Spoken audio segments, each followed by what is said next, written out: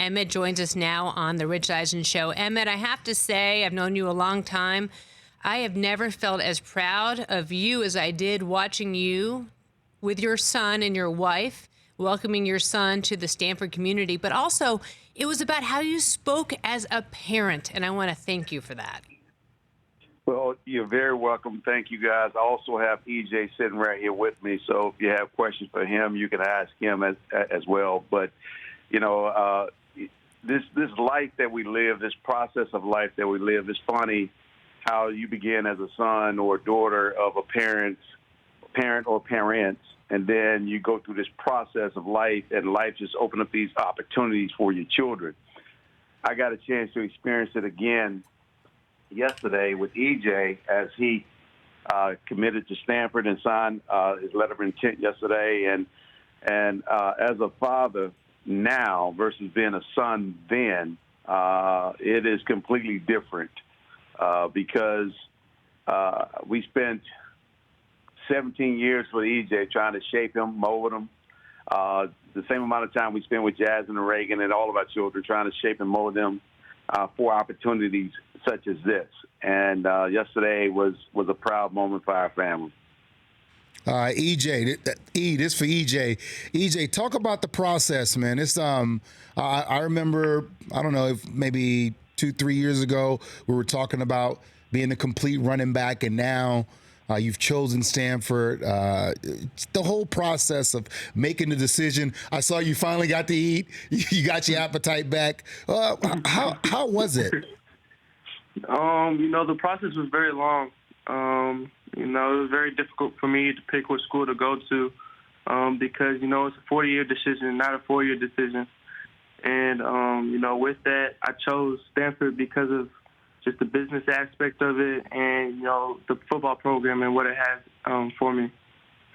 But EJ, let's just get right down to brass tacks, and Susie Schuster in for Rich Eisen on the show here.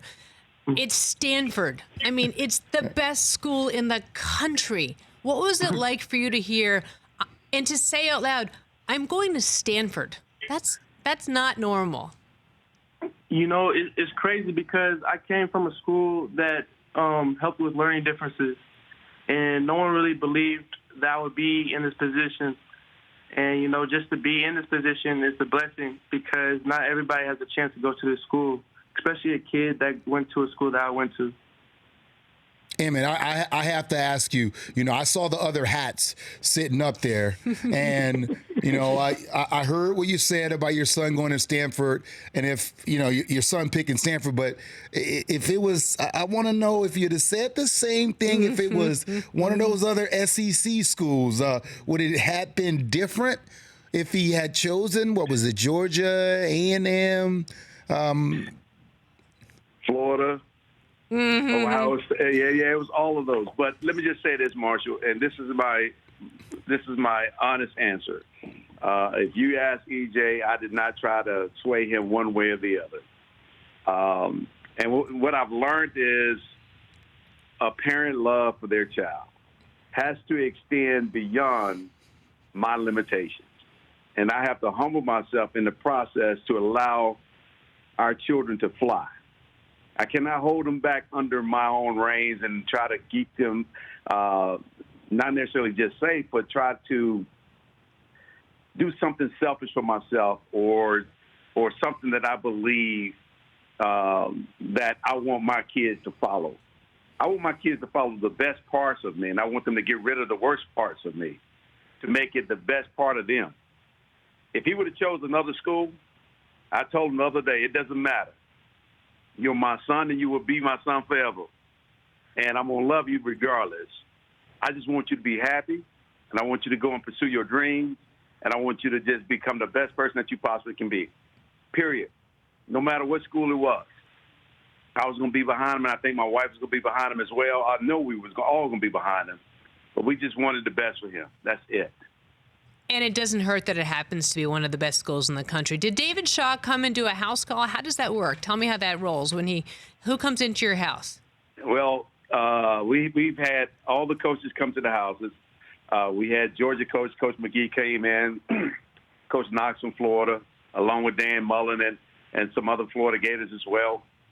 We had Jimbo in the house, Coach Shaw and Coach Gould came in along with Coach DeVita came in. They all came to the house. Everybody. And the hard thing is forging a relationship with these guys over the last 2.5, 3 years.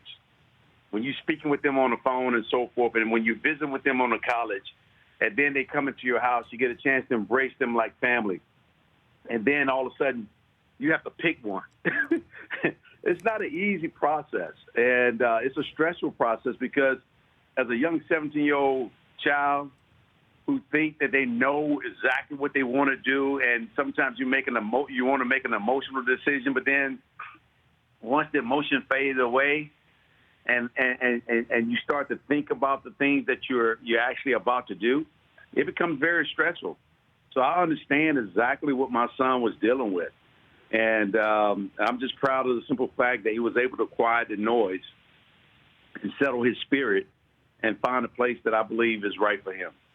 EJ, what part of your game is like your dad's and what part of your game is very individual? How would you differentiate the two?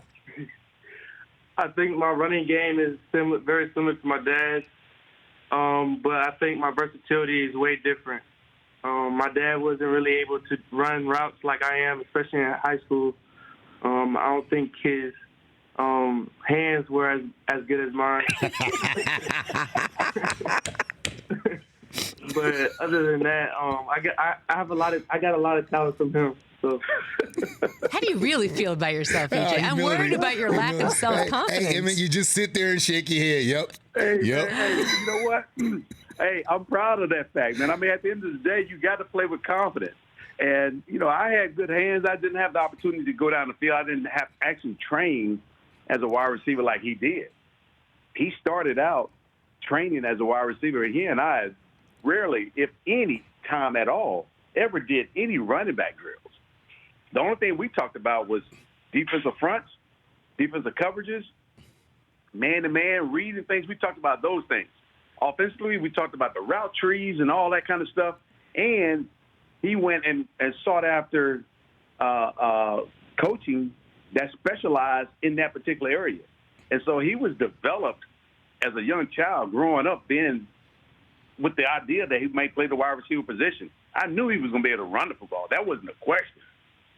But developing those other skills has helped broaden not only his ability in the game, but his perspective of the game as well. Emmitt, people know you as the football player, league-leading rusher. You're Hall of Fame dad as well. And I say, as myself and other people looked up to you as a football player, I just think about you, the man. You were okay with your son reaching out to me and asking me my thoughts about playing the game the way I played it. People sometimes let their egos get in the way, and hearing you say that it says it's a testament to what EJ is right now and what he's going to be, because you understand, this game it's bigger than you, it's bigger than me. There's things out there you can learn from other people we don't know at all, regardless of what we've done on the football field. There's other people out there that can help your kid, and that, man, it says a lot about the kind of person you are. Well, thank you, man. You've been in it, and I don't have any problems. Right now, I'm telling EJ to reach out with some folks here locally that are at Stanford right now, and I'm finding these folks out left and right. I mean, I went to my construction office yesterday, visit with my CEO, and come to find out my CEO is mentoring a kid that goes to Stanford right now and studying to become a doctor. And so I made the connection. I'm making the connection between this young man and my son and a whole host of other people that are going to Stanford, just so he can get familiar with folks and go into Stanford knowing people, and so it's not so daunting once you get there. We can take care of that. We have a bunch of friends over here whose kids are there, and we have a whole morass of friends he'll be well taken care of. I have a feeling he's going to get some help around the campus. No doubt about it. EJ, what are you looking forward to most about your freshman year at Stanford? Honestly, just the people that they surround me with. Just the students. I'm not too worried about my teammates because we're all going to grow a great relationship. But being able to meet just all kinds of people from around the world is going to be interesting to me. They might want to meet your dad, too. There's that. I mean, that doesn't get in the way. Emmitt will be there. No doubt about it. The problem with Emmitt, though, is he's not a friendly, effusive kind of guy with the biggest smile on his face. So that kind of gets in the way. Emmitt, before we let you go, I would be remiss if I didn't ask you about the current state of the Cowboys. What are your thoughts on that? And I'm wondering about your thoughts on Jason Garrett. He's been there a long time, and wondering if you feel like perhaps this is coming to the end of the line with the Cowboys head coach. All right. First and foremost, I think Jason Garrett understands that this is a game of wins and losses. You have to win a lot more than you lose. You have to develop some type of chemistry and some type of consistency over a period of time. He has been there a number of years, and it has been like a roller coaster ride, up and down, up and down. Nothing has been sustainable, put it that way, or I haven't seen us develop the level of consistency that we all would want to have. Although injuries do play a major part in the success of a team, but every team has to go through the same entire process. And so some teams are blessed to have guys that are healthy, but for me as a player who wants to grow in the offense, who wants to be able to produce on a consistent basis week in and week out and year out, that's what I look for. And I'm not sure I've seen that enough of our team. Although last week they played some of the best ball that they probably played the entire season. The question is, can they put it back to back? And we're at the end of the season now, so we really have to trust that they're going to have to put it together back to back. Even if that does happen, can they play consistently in the playoffs and sustain it? Those are the things that I look for when I'm thinking about evaluating a team and how good a team really can be. When I think about the New England Patriots, they've been the most consistent football team, most consistent organization for the last 15 to 20 years. I've not seen anything like it. And it's been amazing to just watch. It's that type of consistency that I look for. When I think about the 49ers, where they came from last year to where they are right now, they've had a great season. I'm looking for them to sustain that throughout the playoff and sustain that going in the years to come. That's the expectation.